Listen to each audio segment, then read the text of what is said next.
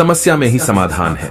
यह एक ऐसा मंत्र है जिसे हम सभी ने कहा है या सुना है, लेकिन क्या यह सच है? बहुत से लोग समस्याओं के सामने खड़े होकर बस इंतजार करते रहते हैं, आशा करते हैं कि समस्याएं अपने आप हल हो जाएंगी। ये एक सामान्य सोच है कि समस्या से बचने का सबसे अच्छा तरीका है कि हम इंतजार करें और उम्मीद करें कि समस्या खुद ही ठीक हो जाएगी। लेकिन क्या यह सच है? क्या वाकई मुश्किलों का सामना करना और उनसे निपटना इतना आसान है?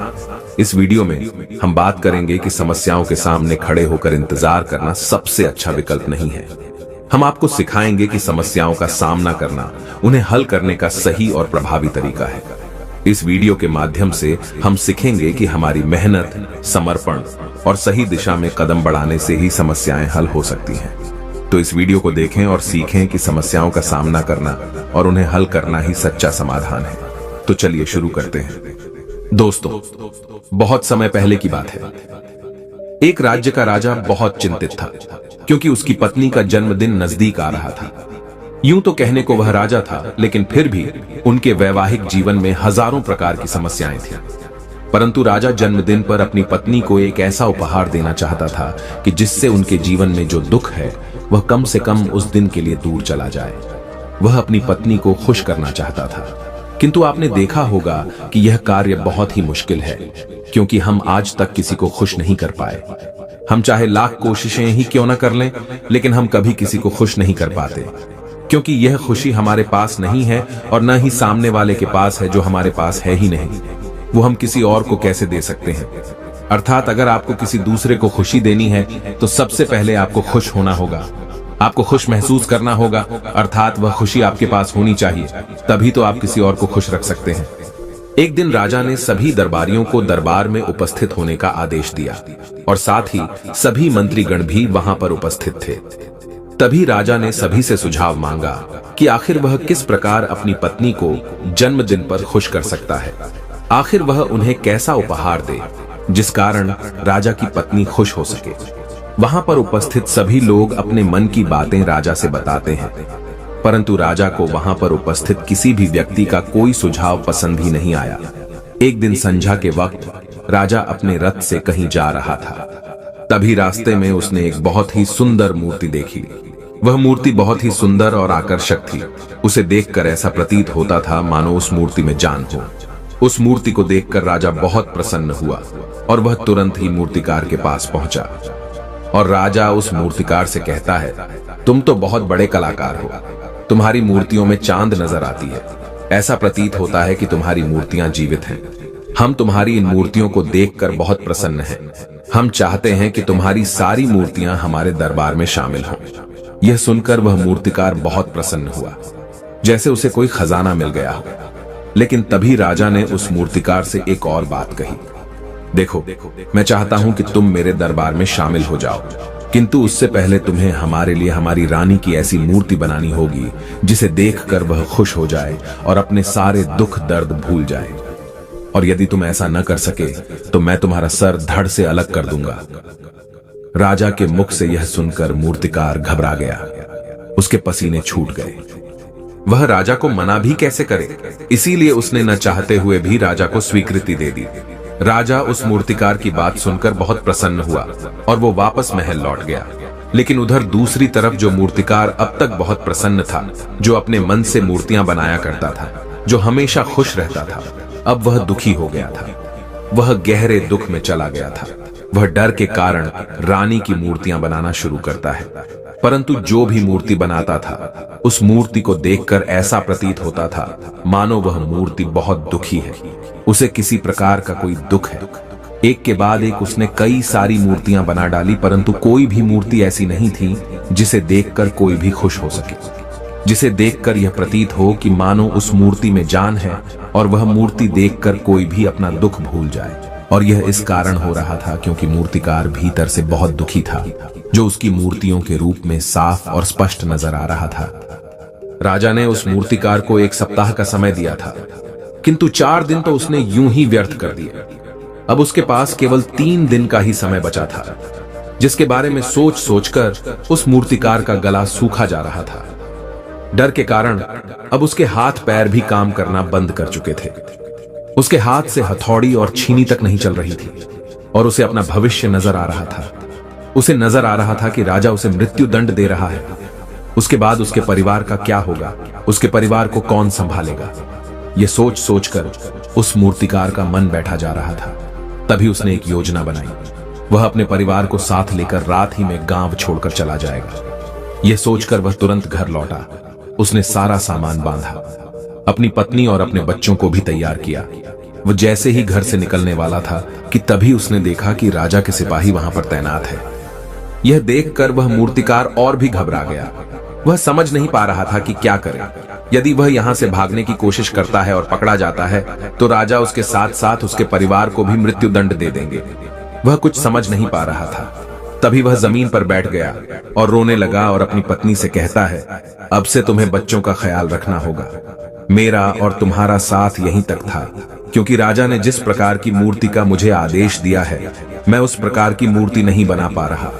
जिस कारण राजा मुझे मृत्यु दंड दे देंगे, वह मेरा सर धड़ से अलग कर देंगे और उसके बाद तो तुम्हें ही बच्चों का ख्याल रखना होगा। इतना कहकर वो जोर जोर से फूट फूट कर रोने लगा। देखते ही देखते रात बीत गई और अगले दिन सुबह सुबह उस मूर्तिकार के दरवाजे पर एक गुरु भिक्षा मांगने आए। मूर्तिकार ने उन्हें भिक्षा लाकर दी तो मूर्तिकार बहुत परेशान लग रहा था, जिसे देखकर गुरुवर उस मूर्तिकार से कहते हैं, बेटा, हमारे जीवन में दुख और सुख तो आते ही रहते हैं। हमारे जीवन में दुख और समस्याएं तो होती ही हैं, किंतु इन सभी दुख और समस्याओं का समाधान और निवारण भी होता है, परंतु हम केवल दुख और समस्याएं ही देखते हैं। उन दुख और समस्याओं के छिपे निवारण और समाधान को हम कभी नहीं देख पाते। यदि तुम ध्यान से देखोगे तो हर समस्या का समाधान है और हर दुख का निवारण भी है। मैं यह अच्छी तरह जानता हूं कि तुम यहां से अपनी पत्नी और बच्चों को लेकर भाग जाना चाहते थे, किंतु ऐसा हो नहीं सका। उस मूर्तिकार ने जब गुरु के मुख से यह बातें सुनी तो वह उनके चरणों में जा गिरा और हाथ जोड़कर उन गुरुवर से कहता है, हे गुरुवर, आप ही बताइए मैं क्या करूं। राजा ने मुझे मूर्ति बनाने का आदेश दिया है, किंतु मैं चाहकर भी मूर्ति नहीं बना पा रहा, और यदि मैंने मूर्ति नहीं बनाई तो राजा मुझे मृत्यु दंड दे देंगे और उसके बाद मेरे परिवार का क्या होगा, उनका ख्याल कौन रखेगा। तभी गुरुवर उस मूर्तिकार से कहते हैं, बेटा, आंख बंद कर लेने से कुछ नहीं होने वाला, क्योंकि दुख और समस्याएं तो वहीं की वहीं खड़ी रहती हैं। ध्यान देने और कर्म करने से सब कुछ बदल जाता है। यदि तुम केवल आंखें बंद करके यह सोचोगे कि तुम्हारी समस्याएं चली जाएंगी तो ऐसा कभी नहीं होगा। इतना कहकर उन गुरुवर ने उस मूर्तिकार के कानों में कुछ कहा और उसके बाद वह वहां से चले गए। उन गुरु के वहां से चले जाने के बाद वह मूर्तिकार महल गया, जिसे देखकर राजा उस मूर्तिकार से कहता है, लगता है तुमने समय से पहले ही एक अद्भुत मूर्ति तैयार कर ली है।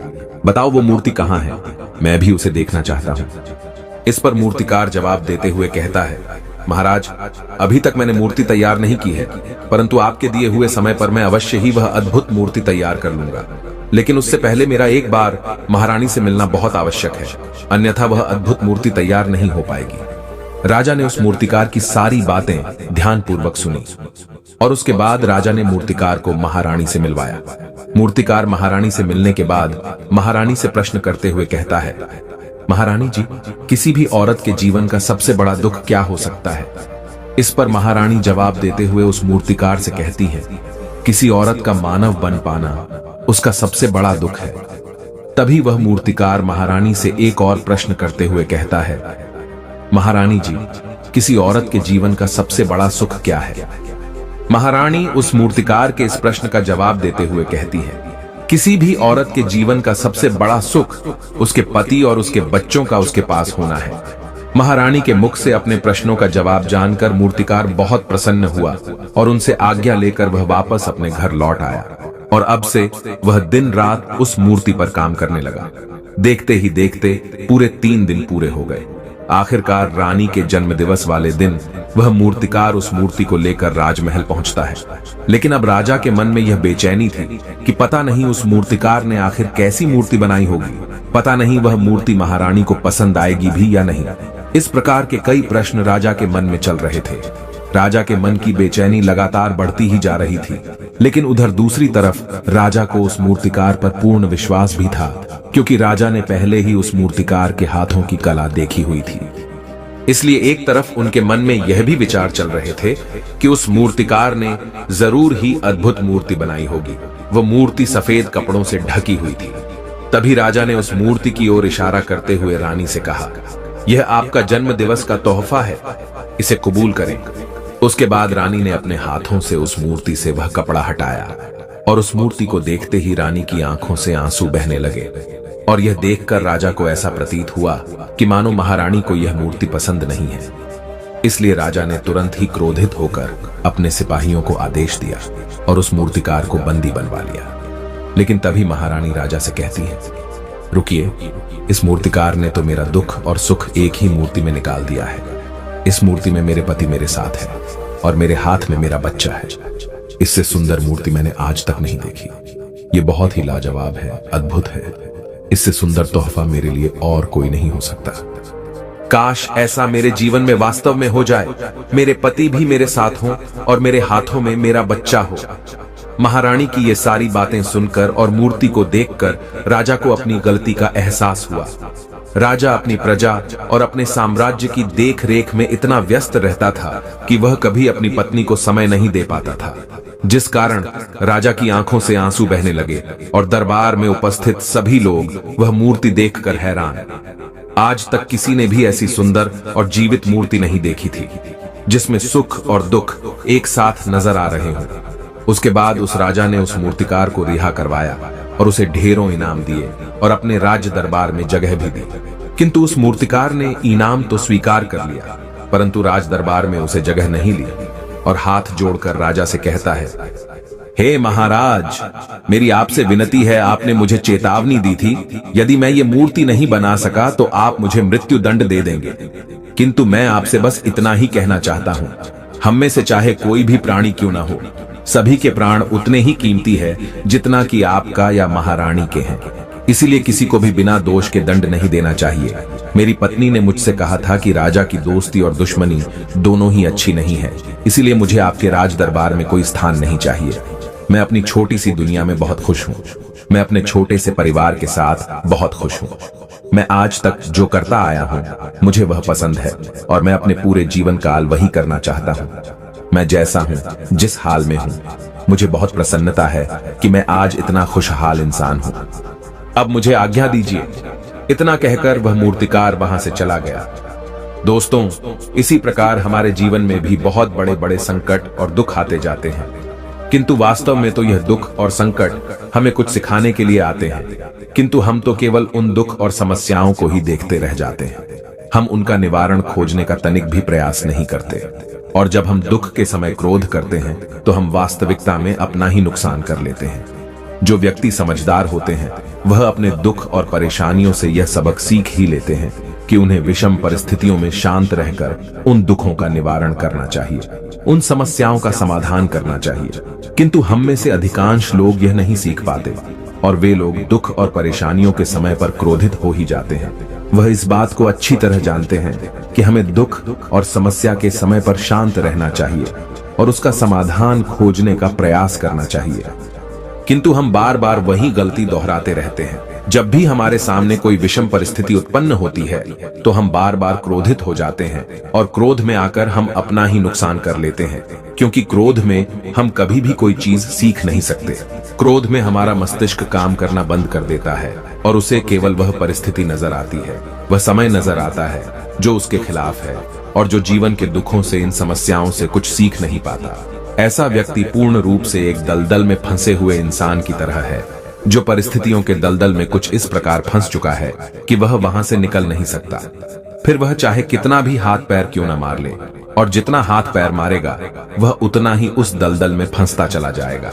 जबकि आपको हाथ पैर न मारकर बल्कि शांत रहकर अपने मस्तिष्क का प्रयोग करना चाहिए और यह सोचना चाहिए कि इस दुख, इस समस्या और इस विषम परिस्थिति का समाधान क्या हो सकता है। किंतु आप तो अपने आप को पहले से ही दलदल में डाल चुके हैं और ऐसी स्थिति में आप बाहर निकलने के बारे में न सोचकर लगातार और हाथ पैर मारकर आप अपने आप को उस दलदल में और भी नीचे डुबाते जा रहे, तो ऐसी परिस्थिति में आप भला उस समस्या, उस परिस्थिति का सामना कैसे करेंगे, वहां से बाहर कैसे निकलेंगे। और वहीं पर जो व्यक्ति थोड़े भी जागृत है, जो दुख और समस्याओं का निवारण और समाधान खोजने में वास्तव में अपना समय लगाते हैं, वह यह जानते हैं कि निवारण और समाधान एक हीरे की तरह है, वह हीरे की खान की तरह है। जिस प्रकार एक हीरे को ढूंढा जाता है, फिर उसे तराशा जाता है, जिसके बाद उस हीरे की कीमत बहुमूल्य हो जाती है, ठीक वैसे ही दुख और समस्या में समाधान और निवारण खोजने की आवश्यकता होती है, और वह हमें खोजने भी चाहिए। और जब आपको मिल जाते हैं, तब आपको एक ऐसी संपदा मिलती है, एक ऐसी समझ, एक ऐसा विश्वास, एक ऐसी शक्ति मिलती है कि उसके बाद आपके सामने जब भी कोई समस्या या कोई परेशानी आती है, तो आप अकेले नहीं होते, बल्कि आप यह समझ जाते हैं कि वह विषम परिस्थिति आपको कुछ सिखाने आई है और आप उसका डटकर सामना करते हैं। उससे वह सारी चीजें सीखते हैं जो वह आपको सिखाना चाहती है, और उसके बाद आप और भी मजबूत होते चले जाते हैं। आपका विश्वास और भी बढ़ता चला जाता है, आप और भी शक्तिवान और बलवान होते चले जाते हैं। इसीलिए महात्मा बुद्ध कहते हैं कि यदि दुख है तो उसका निवारण भी है, यदि समस्या है तो उसका समाधान भी है। इसलिए केवल दुख में उलझे मत रहिए, बल्कि उस दुख का निवारण कीजिए, और यही आपको करना चाहिए। केवल हाथ पर हाथ धरे बैठे रहने से या फिर यूं ही समय को व्यर्थ गंवाने से आपको कभी भी उसका निवारण नहीं मिलेगा, बल्कि जितना आप उस दुख और समस्या से अपनी जान छुड़ाकर भागने की कोशिश करेंगे, उतनी ही तीव्रता से आपके पीछे भागेगी। और जैसे जैसे समय बीतता जाएगा, वह दुख और समस्या और भी विकराल रूप ले लेगी, और तब उसका सामना करना और भी मुश्किल हो जाएगा। इसलिए यदि कोई दुख और समस्या अभी आपके सामने है, तो उसे लड़िए, डटकर सामना कीजिए, उससे सीखिए और निवारण कीजिए। दोस्तों, आपने आज के इस वीडियो से क्या सीखा, वह मुझे आप कमेंट में बता सकते हैं। इसी के साथ में उम्मीद है कि आपको आज की वीडियो पसंद आई होगी, तो इस वीडियो को उस इंसान को शेयर करें जिससे यह कहानी सुनने की जरूरत है, और उसी के ठीक बाद चैनल को सब्सक्राइब करें। तो चलिए फिर मिलते हैं ऐसी एक और नई वीडियो में एक नए मैसेज के साथ। तब तक के लिए अपना ख्याल रखें। धन्यवाद और नमो बुद्धाय।